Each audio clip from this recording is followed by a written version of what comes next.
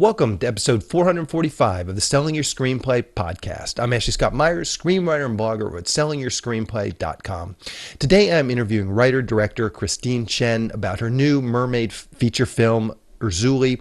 It's a fascinating talk about how she and her team were able to reach out to the Mermaid community, a community that I really had never heard of and didn't know exist, and really get this community behind them. But it's a great template for someone looking to create niche content. There's a whole community of people who are really into mermaids, the mystery of mermaids, the fantasy element that goes along with mermaids. It's sort of like cosplay, and Christine is going to sort of explain some of that to us in today's interview. But she's very smart, very transparent about how she was able to get this film produced. And she has thoughts too on possibly reaching out to this mermaid community to create sequels for this film as well. So it's a fascinating interview. So stay tuned for that. If you find this episode valuable, please help me out by giving me a review in iTunes or leaving a comment on YouTube or retweeting the podcast on Twitter or liking or sharing it on Facebook. These social media shares really do help spread word about the podcast, so they're very much appreciated. Any websites or links that I mentioned in the podcast can be found on my blog in the show notes. I also publish a transcript with every episode in case you'd rather read the show or look at something later on. You can find all the podcast show notes at www.sellingyourscreenplay.com/podcast, and then just look for episode 445. If you want my free guide, How to Sell a Screenplay in 5 Weeks, you can pick that up by going to sellingyourscreenplay.com/guide. It's completely free. You just put in your email address and I'll send you a new lesson once per week for 5 weeks, along with a bunch of bonus lessons. I teach the whole process of how to sell your screenplay in that guide. I'll teach you how to write a professional logline and query letter and how to find agents, managers, and producers who are looking for material. Really is everything you need to know to sell your screenplay. Just go to sellingyourscreenplay.com/guide. So now let's get into the main segment. Today I am interviewing writer-director Christine Chen. Here is the interview. Welcome, Christine, to the Selling Your Screenplay podcast. I really appreciate you coming on the show with me today. Thanks. I'm glad to be here. Thank you for having me. So to start out, maybe you could tell us a little bit about your background. Where did you grow up and how did you get interested in the entertainment business? Sure. My background actually was never in film. I went to business school and then, but I've always loved making things. I remember my first project being in elementary school using the old school VHS cameras my parents had.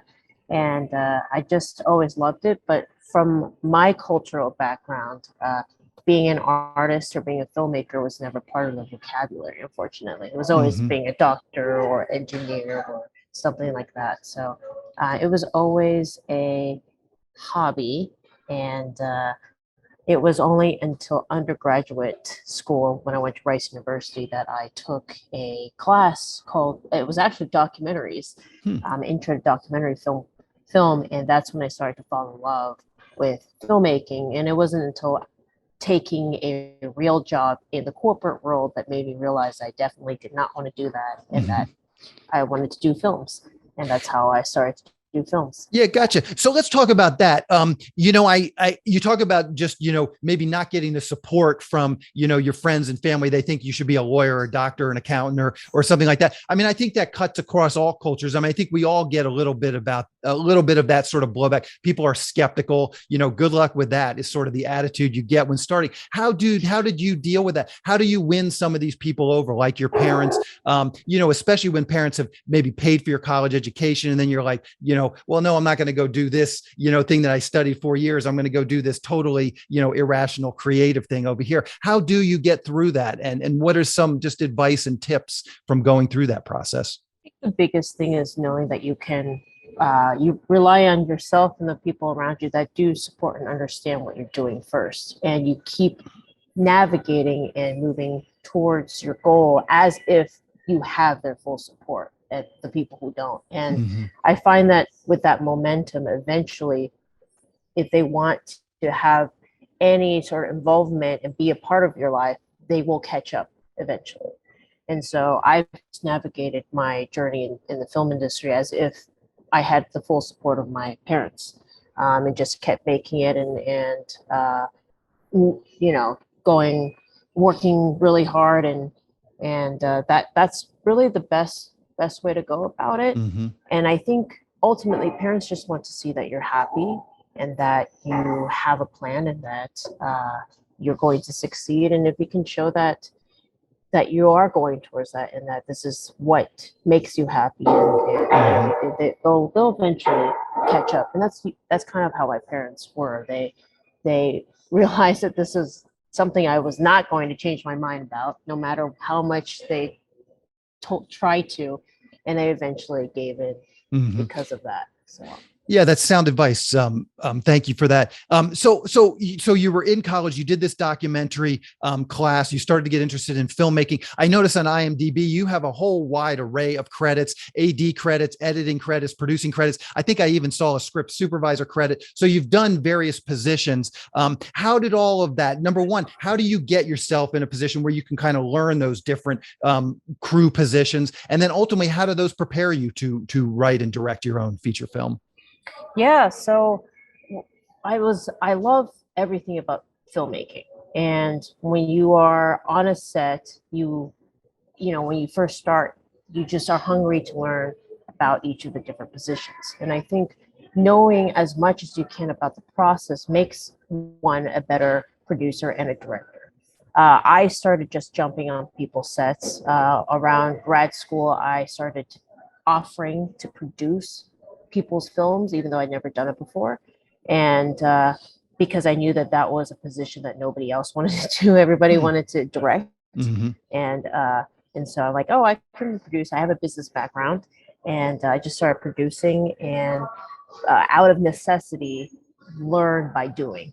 You know, oh, I didn't have this person as a position, so I ended up doing that. Or I didn't have this. And I credit a lot of my training to this.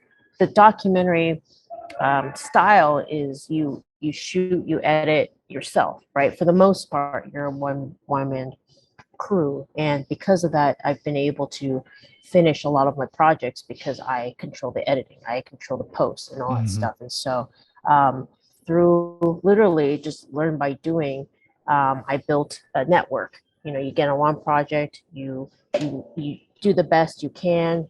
Hopefully there's 50 people on a set. All those 50 people are going to jump on other sets or do their own projects. They remember the person that helped them or whatever, and they'll ask. And from there, it just kept escalating and growing. And I teach sometimes here and there. And the biggest thing I tell people is that to be a good director and to be a good producer, you really need to have a respect and understanding of how each position works to make a story come to life. And that's about experiencing it, in my opinion. So that's how I got into it. Yeah. Very sound advice again. So let's dig into your latest feature film, Erzulie, which you co-wrote and also directed, and also edited and produced. So definitely leading into all of that. So maybe to start out, you can give us a quick pitch or a log line. What is this film all about? Sure. Erzulie is about 4 friends. They reunite at a camp called Pont Laveau. It's a trauma bonding kind of camp. They all come from various mental health issues and dealing with that. And one of the leaders, Wendy, she is actually there for alternative reasons. She's there to summon legendary goddess Erzulie. And things go awry, and then shenanigans happen. So that's kind of the setup for Erzulie. And so where did this idea come from? I mean, it's a creature feature. So that's sort of a genre, a subgenre of horror. But what was sort of the inspiration for this? Why go with a creature feature horror film? Yeah. So, I mean, it just starts with the basis of growing up. I've always loved mermaids. Little Mermaid was the thing when I was a little kid. And I've always wondered why there aren't any mermaid films that are not magical, glittery, and princess mermaids. I wanted the dark mermaid that was closer to what traditional folklore is with the mermaid. And it started off with the very basis of I did a short, actually, pitch, like a short script first before I came up with the full-on concept. And the short was just 4 girls that are at a camp. Originally, it was a motel. And they run into this killer mermaid, and I wanted something that was, with horror films, there's a lot of themes of like vengeance, but I find that there's a lot of vengeance films for men, but not really for women. And I thought it would be cool to have a vengeance film, but like for women, and to right the wrongs of what women have to deal with on a day-to-day basis, and to kind of incorporate some of the themes. I like to make films with meaning, and so you probably know with Erzulie, there's themes on toxic masculinity and things like that. So yeah, that's how it was all born.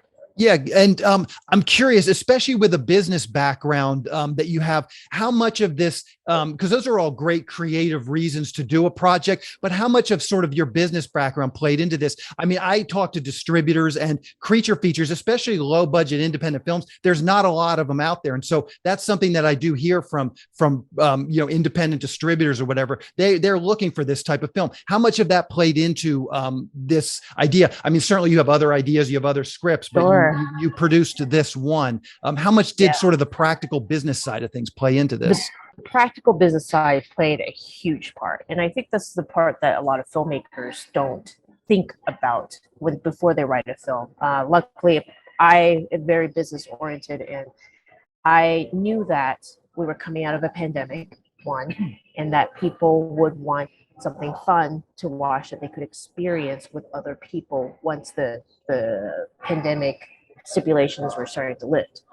And so I wanted that 90s film where you're out on the lawn and you're watching a film with your friends, drinking and having a good time. So a fun outdoor type of film. Mm-hmm. And so Creatures immediately popped out. I think of Jaws. In Austin, there's a Jaws on the Water that Alamo Drafthouse used to put on, where you sit in tubes and you watch Jaws, and I just love that. Mm-hmm. And I knew that the mermaid community is also a very niche, loyal, growing community, and it's not just a national phenomenon. It's a huge international phenomenon. There's mermaid communities in China and Japan, all over the world, and I have plans to hopefully make this a sequel as well. And so developing from that aspect and really diving into the mermaid community was something I considered when I was writing, for sure. And so what do you mean there's people in China that are in the mermaid community? What is the mermaid community? It's a lifestyle. So there's actually, we already went to one. We're kind of touring the film right now. We've been following mermaid conventions right now over the U.S. We just came from the California Mermaid Convention in Sacramento, but people go, they dress up in tails, they have mermaid-esque costuming. It's a cosplay, but they swim. They have pageants and stuff. It's a way of life almost. So we went to the California Mermaid Convention. The next week we're going to be at the Afro Mermaid Summit. So we've been following these very specific mermaid events, and right now just the U.S., but I know they're all over the world, and I know this because when I was researching to pitch this to investors, that was something that I brought in, was like the international viability of it, because I think the mermaid pageant is in China. There's a big mermaid pageant in Egypt, and there's another one in China. China had the World's Guinness Book World Records, the largest mermaid show ever. Like it's a growing international phenomenon. So. Do you have any ideas? And I ask this because I've talked about this on the podcast before, and it doesn't sound like in this particular instance you were in this mermaid community before you came up with this idea. But do you have any idea of the actual number, like how many people sort of identify as being part of this community? And I ask it as sort of a baseline because I've heard of this sort of really niching down with films before, and obviously a community can't be too niche. I mean, there's got to be more than 100 people that are into it. Do you have any idea of what the number is of how many people are into this? I wish I knew exactly how many. I'm sure somewhere, I mean, if you just Google mermaid community, you can find like Israel, 1,000 people just in Israel. And then like the largest mermaid community was like 1,000 people joined that. And these are like specific places all around. Seattle mermaid community. Like if you just Google it, like so many things pop up, and it's kind of nuts. And I think it's growing because the technology behind making mermaid tales more consumer based has improved significantly throughout the years. So now, a long time ago when Splash was out, you only a few people could own, I guess, a silicone tail, and it was extremely expensive. Now there's new lines of cloth and fabric tails and stuff that your teenager little kid can buy and wear safely. And so there's like this increase in growth for this love for mermaids, and it's pretty nuts. I was not part of the community, but my co-writer Camille Gladney and my makeup artist Roxy McDaniel, they both were very avid followers of the community. So they already knew about it and were very knowledgeable about this community and existence. Yeah. And one of the things that occurs to me, and this is maybe a long-winded question, but years ago, there was a movie about lacrosse. This was an indie film about lacrosse. And obviously lacrosse is a Native American sport originally. And so this film was about in current times, a Native American team playing lacrosse. And I always remember, and this was the guy's pitch, the producer's pitch was, well, there's millions of lacrosse players that would be into this. I grew up in Annapolis, Maryland. Lacrosse was by far the most important sport in our high school. And I can tell you, none of the kids that played lacrosse in my high school were interested in Native American culture or anything like that. So I always felt like the community, this guy missed making a film that would actually land with his community. How do you know, especially since you're not in that community, how did you know that? And you mentioned that in your case, yours is sort of an evil mermaid, which goes sort of against grain. How do you know your film is going to land with this community? Did you start to talk to people? Did you send them the script? What sort of groundwork did you lay so that the community might totally reject something like this? It was definitely a risk. And so when we first went to our first event, the California Mermaid Convention, it was like our test, basically.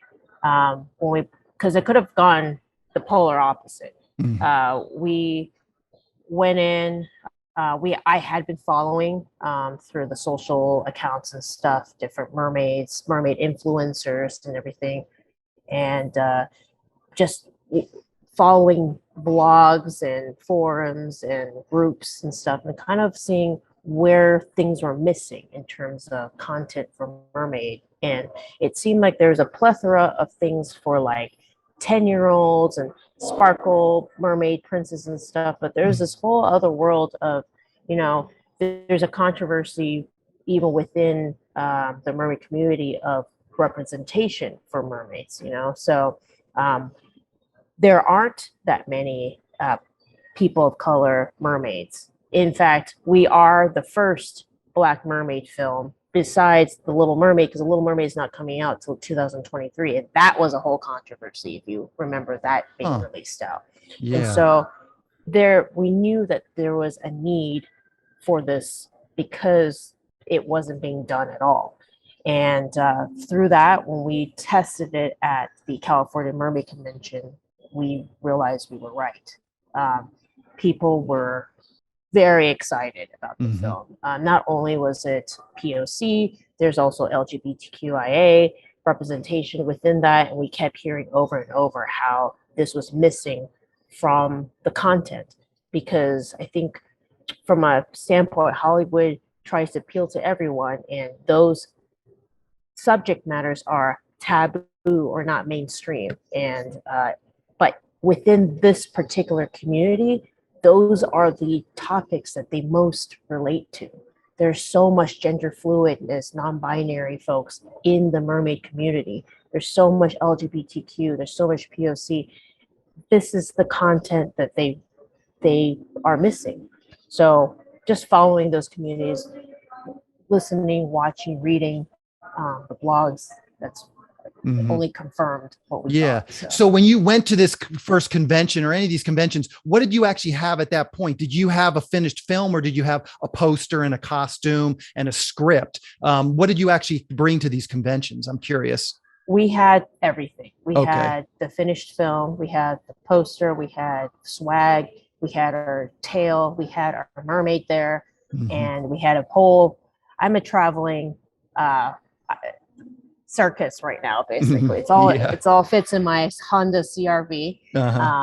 but we have everything. We have the props from the film, and we post up and we talk about the hopefully that something watch them, they come and ask questions, or they come asking questions already simply because of the fact that they're like, wow, there's a Black Mermaid film, like holy shit, so and then we it's very grassroots. And what we're finding is that especially with niche communities, they need that initial face-to-face, one-on-one connection to kind of adopt you into their community. You don't just, because I was following these groups way before, and nobody was really interacting with me much or following me back. The moment I went to one of these conventions, I started to get people, following, people interacting with my posts, people jumping on. It was night and day. And so I think with the lacrosse, that might be what the issue is that he is soon making this like it would be an automatic in. And without some sort of personal buy-in of sort, you're still just an outsider making a film about a group, with us, they saw, the community saw us there. They saw us participating in the tale. Like we had our tails. My lead actress, Leela Anastasia Scott, would wear the tail, and everybody would go wild and want to take a photo with her, I have a tail, like I was there participating in all events and everything. Yeah. So, because I can see these niche communities would be very skeptical of carpetbaggers coming in, and so you really have to, in an earnest way, appreciate and become part of this community. Correct, and that's what we did, and we knew it worked because we did a screening in Los Angeles at the Lemley Glendale, and we had one day where it was for the Mermaid Community, and they came out dressed up to come see the film. And we had just come from the Mermaid Convention, but they knew us because they saw us waking up every day with them, going to the swims, talking to them, participating, dressing up, and from that I think they were just happy that we were just as excited to be a part of their community as well. I think if we hadn't had done that, I don't know whether we would have that buy-in or not. I think because they recognize us and feel connected to us,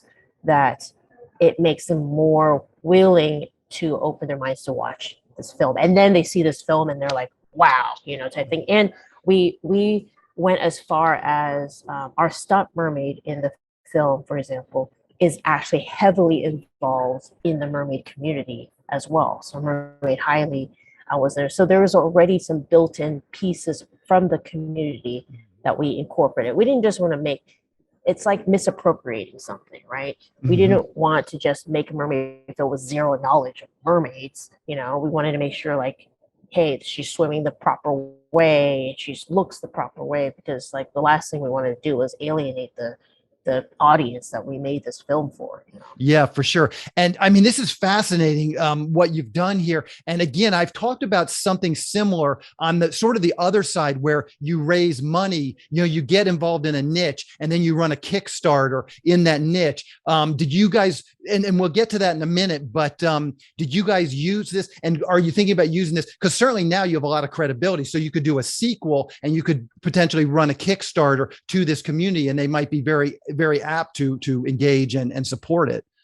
Yes, I think for the sequel, for sure, that will definitely be our people. We already have so many people being like, please involve us for the sequel. We want to be in it.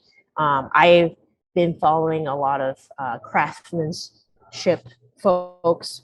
What you'll find with the mermaid community is that they all are very creative and they make their own costumes and stuff. So I've been following like their work and being like, oh, how can I incorporate this into the sequel and everything? So I'm already thinking about that. So for sure, for the sequel, we will want to involve the community as much as possible. For the initial making of this particular film, we did have Kickstarter, but we weren't bought in yet with the community. So the Kickstarter that we had was more for our existing Southern Texas, Louisiana filmmaker community. And my background being from business school, going through. And I think for business folks, it was like interesting that Hmm. there's a filmmaker amongst it and they wanted to support. So we did do Kickstarter, but we have not tapped into the community. And I think that will Yeah. be for a sequel too. Yeah. And I think one of the things that I think people miss is they often feel that niching down too far, eliminates their audience, but it actually does in a lot of cases. You almost can never niche down too far, despite what our intuition might tell you. And this is a community I literally never even heard of, but I can definitely see that people would be very involved. And if you were to serve, because Hollywood's not making movies from them, no one's going to make movies for these folks, because it is so niche. Hollywood can't spend $100 million on a movie for this small of a niche, but small independent filmmakers can find those niches and can actually find support among them. I agree. You hit something on the head. So many distributors will tell you, make something that's more mainstream, make something that appeals to everybody and stuff, which is interesting because that's completely counterintuitive with what I learned in business school, which is when you're starting a business, you don't want to try to please everyone because you're going to please nobody at all. That's like the biggest thing that we learn in business school. And so I took that and learned, well, like, let's go with niche, and it makes sense. There's studies on that the reason why niche marketing works is because these are loyal buying customers, and that's kind of like your first early adopters. They're the people who are going to adopt the film regardless of whether they know that there's a star in there or it's one Sundance or something where the masses care about, right? They already immediately bought in because that's their passion, right? So if you can get that group to buy in from an early stage, that's already your early adopters. Then from there, they're going to help you market the film by buzzing it to their communities, and they're all going to be very vocal and involved within their communities, and then from there the masses will start to catch on. So that's in theory. Yeah, in theory. But we see real examples of that. I mean, Facebook didn't start out open to everyone. It started out as a very specific app for Harvard students. And then it grows. It's easy to open up the niche, and it's much harder to go the opposite and actually niche down when you already get there. So anyways, I think this is fascinating. I really think filmmakers should really listen to it because it's a great template for potentially, making a small film that could pull a profit. So let's talk about the writing process real quick. You collaborated with Camille Gladney, and just walk through this process. I've had a number of writing partners. I know there's a lot of people listening to this that have writing partners. How did you guys work? Were you guys in the same room?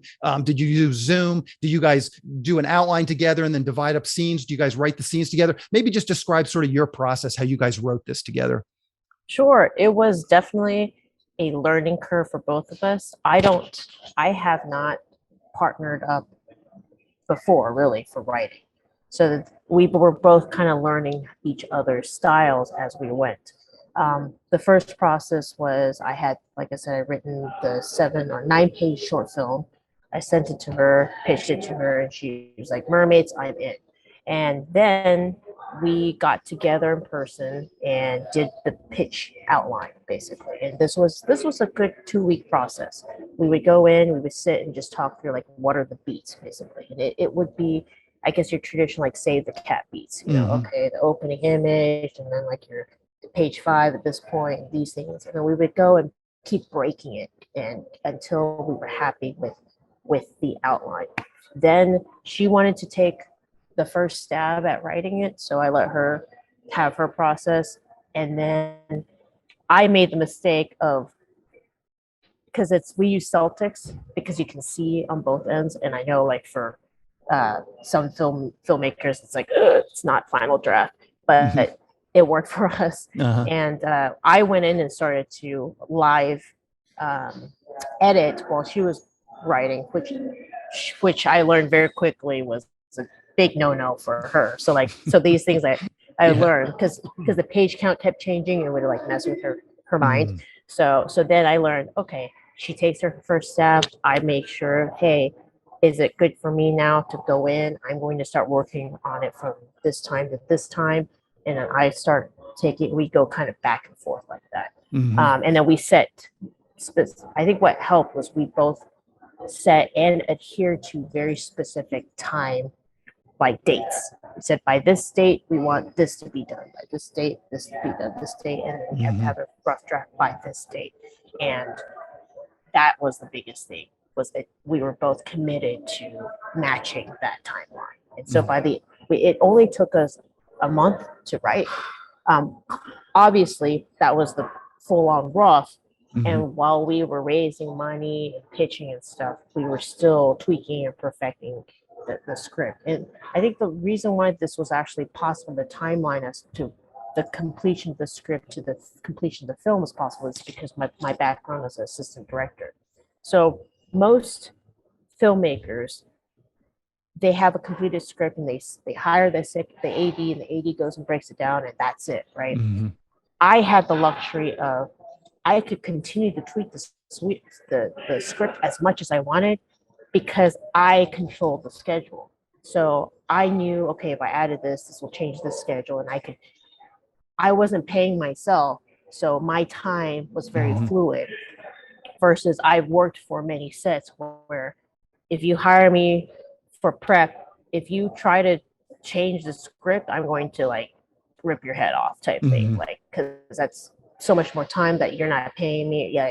So I think the luxury was that because I was controlling the schedule and the breakdowns and everything, I could be that fluid with the script in line with the producing scheduling process. So, and what did your development process look like? Obviously you had a writing partner, so you're getting feedback from her, but did you send it out to some actors? Do you have some trusted writer friends, trusted producer friends? What did that actually look like?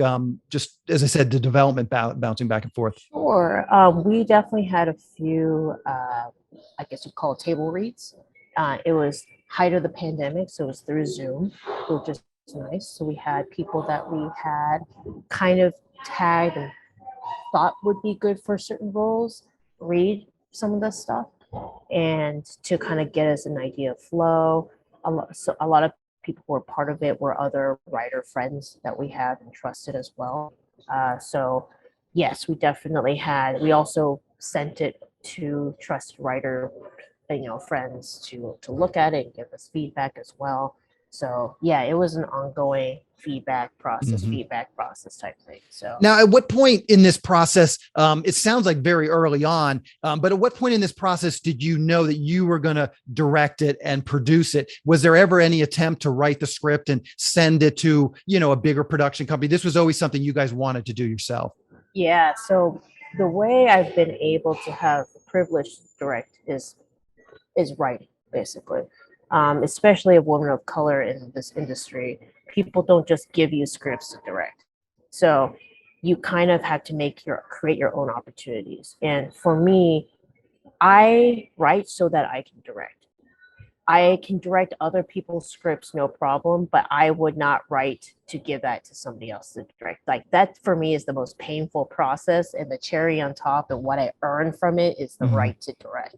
So from the beginning on, it was always, okay, this is a story I want to direct, so I'm going to write it so that I and produce it so that I can have the opportunity to direct.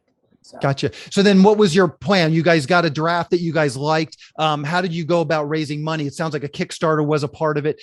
Did you go out to just friends and family before that? But maybe talk through just the actual raising of the money a little bit. Give us some insight on that. Yeah, raising of the money is the hardest. It is always the hardest part. Surprise, surprise. It's terrible. Luckily, I have business background, and so I incorporated that into making the pitch. So I developed the pitch. I've done pitches for business school before for fake products and stuff. So this was really not that different. Made a pitch, and then, what was interesting was, before this film, I was actually supposed to make a different film. And so I had one or two investors that were already bought into that script.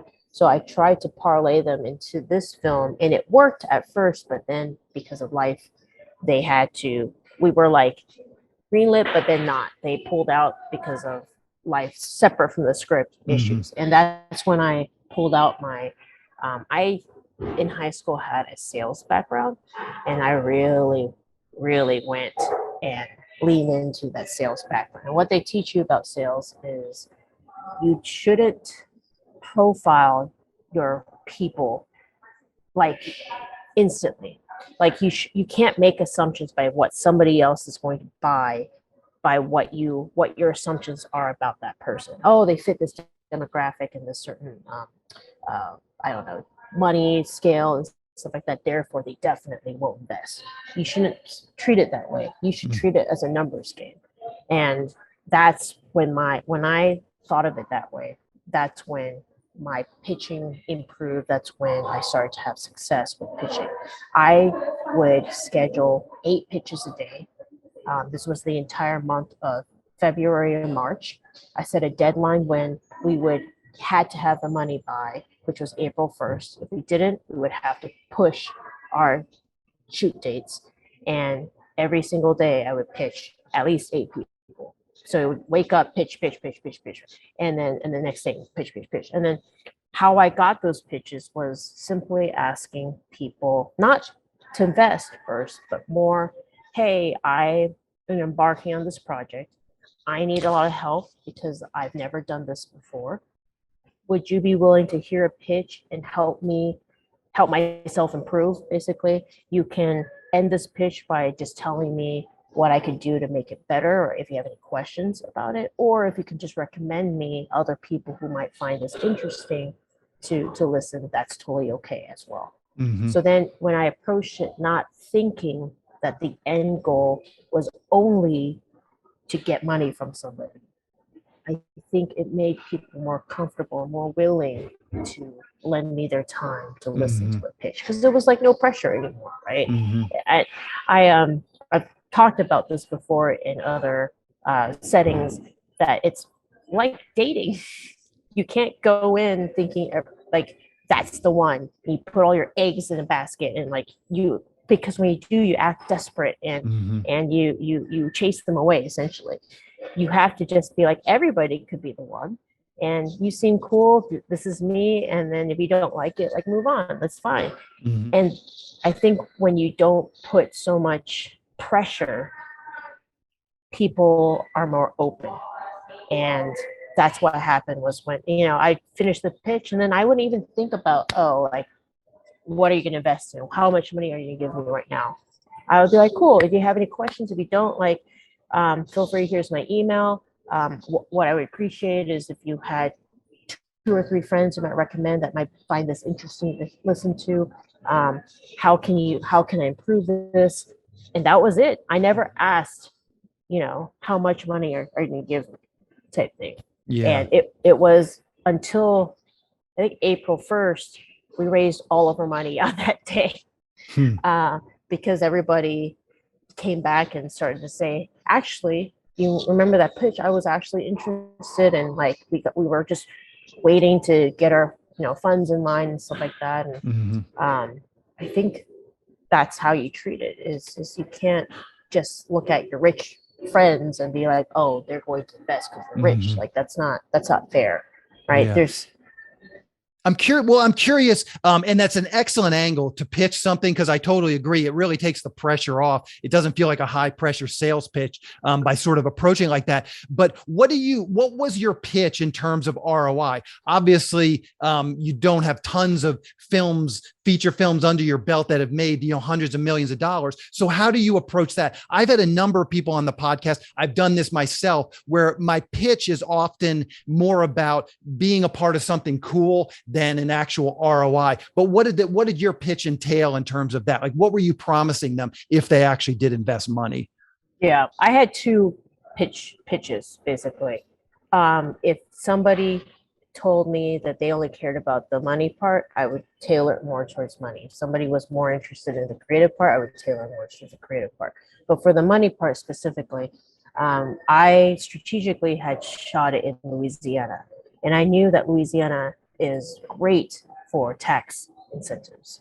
And I knew about 1.5 years ago that I would make a film in Louisiana because of these tax incentives. And as a local, I would be able to increase my amount of tax incentives by about 20%. So I actually moved to Louisiana 1 year to establish residency, to plan for making some sort of film in Louisiana. So that was a big pitch I could use. as a local Louisiana screenwriter, I can get up to 40% tax back on everything that was spent. And this is how it goes. Louisiana was also currently running a incentive for investors. If an investor invested in a company, a Louisiana company, they themselves had a separate venture capitalist tax incentive that they could also have. So I had that. And then I based off of the comps, traditional comps. I know earlier on, people try to do like a 70-30 split, 70 to the producers, 30 to the investors. But because I knew I was a first time director, first investor film, first a lot of things, we just said 50-50. And that opened up a lot of doors. Another thing that helped us too was we had originally set the cap in terms of the minimum investment as fairly high. It was minimum was like 50,000. We ended up having to lower it to 25,000 because once I started pitching, I started to read like, oh, the range that people seem to be more comfortable about started around 25 or even it's like 10, that range. And so I was very flexible and kept changing and paring down and improving the pitch economically from that standpoint. So gotcha. I'm curious, just about as you were saying that, at what point, and you've shot a number of things in Los Angeles as well. So number one or number two, I'd sort of be curious to get your take on the differences between that. But at what point, from a producer standpoint, is that breaking point? I found for myself being in LA, there's a lot of things like you have just more good actors. You have access to talent and crew. And if you go to Louisiana, sometimes that becomes a little more scarce. So you end up flying people in, and that's obviously going to detract from the potential benefits you're going to get from being at Louisiana. So there seems like there's some points, but at what point do you say it's worth going to Louisiana? Because did you fly people in? Did you already have enough sort of establishment there that you knew a cinematographer and your grips? You had all that infrastructure in place? So I have been filming a lot in Louisiana, actually. I filmed in Louisiana more so than any place in the world because there was a program for the Louisiana Film Prize that I started participating in starting in 2014, which is you make a short film in Shreveport, Louisiana, and you get the chance of winning at $50,000. And so I've competed in that since 2014. And because of that, I established an infrastructure in Louisiana specifically. And I knew the crew, I knew who was working, and I wasn't too far from that. I spent 10 years of my life in Austin, Texas, actually. And so a lot of my crew was already Southern based. And so because of that, a 5.5 hour drive from Austin to Shreveport is not bad. And I crossed over between the two a lot. And in the end, it was like a half and half split. 50% was Louisiana, and then 50% was like a lot of the top of the line or key positions came from Austin. And then a lot of my actors were split as well. I tried very hard to use as much local actors as possible. And then some of the leads, Elizabeth, Courtney, they were from LA at that point. And I made lots of films. And so I had pulled from a lot of the shorts and talent from there. So a lot of them were from Austin, Texas. So that's how crew-wise it worked out. But I think it was because I had the infrastructure that made sense. And I had an amazing, every time I film in Louisiana, it's incredible because it's like the Wild Wild West and there's not much red tape. It's pretty great. I remember when you're doing a short film and the city handed me the keys to an abandoned prison for free for a short film. Wow. And this doesn't happen in places like Los Angeles. Yeah, for sure. Yeah. At all. No, yeah. That's a fantastic story. So as we wrap up the interview, I'd just like to ask the guest if there's anything they've seen recently that they thought was really great that they could recommend to screenwriters, HBO, Netflix, Hulu, anything you've been watching that you thought was really worth recommending. Yeah, so I started watching. I'm not done with it, but the first few episodes I seen the Flag Means Death. Our Flag Means Death is a series that you can find on Netflix.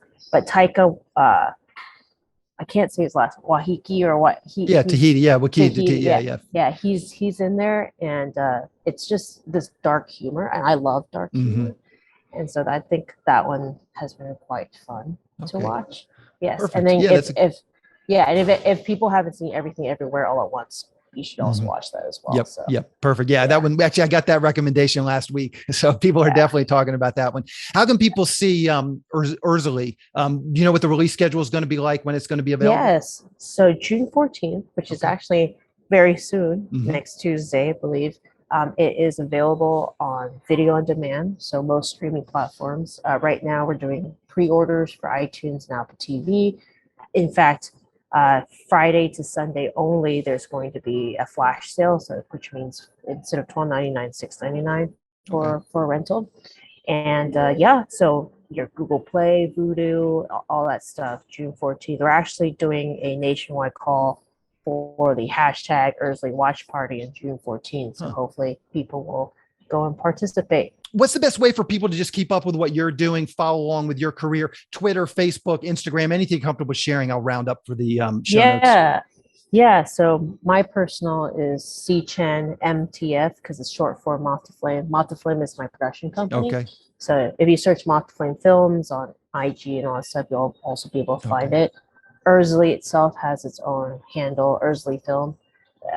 You can on Instagram, everything. I think the only thing that I'm not super active on, I'm trying, is Twitter. I'm learning about it, and then I'm definitely learning about TikTok. TikTok is a whole world that I just don't. Yeah, I'm definitely in the learning phase with TikTok as well. My kids are on it, so I got to try and keep up with them. So, well, Christine, thank you for coming on this interview today. Fascinating interview, lots of great information, and I look forward to talking to you again. Hopefully, you do your sequel, and I'd love to have you back on. We can talk about how that one went as well. So, good luck with this one, and good luck with all the other ones. Thank you so much for your time. I appreciate it. Perfect. Thank you. We'll talk to you later. Bye. SYS's From Concept to Completion Screenwriting Course is now available. Just go to www.sellingyourscreenplay.com/screenwriting course. It will take you through every part of writing a screenplay, coming up with a concept, outlining, writing the opening pages, the first act, second act, third act, and then rewriting. And then there's even a module at the end on marketing your screenplay once it's polished and ready to be sent out. We're offering this course in 2 different versions. The first version, you get the course, plus you get 3 analyses from an SYS reader. You'll get 1 analysis on your outline, and then you'll get 2 analyses on your first draft of your screenplay. This is just our introductory price. You're getting 3 full analyses, which is actually the same price as our 3-pack analysis bundle. So you're essentially getting the course for free when you buy the 3 analyses that come with it. And to be clear, you're getting our full analysis with this package. The other version doesn't have the analysis, so you'll have to find some friends or colleagues who will do the feedback portion of the course with you. I'm letting SYS Select members do this version of the course for free. So if you're a member of SYS Select, you already have access to it. You also might consider that as an option. If you join SYS Select, you will get the course as part of that membership too. A big piece of this course is accountability. Once you start the course, you'll get an email every Sunday with that week's assignment. And if you don't complete it, we'll follow up with another reminder the next week. It's easy to pause the course if you need to take some time off, but as long as you're enrolled, you'll continue to get reminders for each section until it's completed. The objective of the course is to get you through it in 6 months so that you have a completed, polished screenplay ready to be sent out. So if you have an idea for a screenplay and you're having a hard time getting it done, this course might be exactly what you need.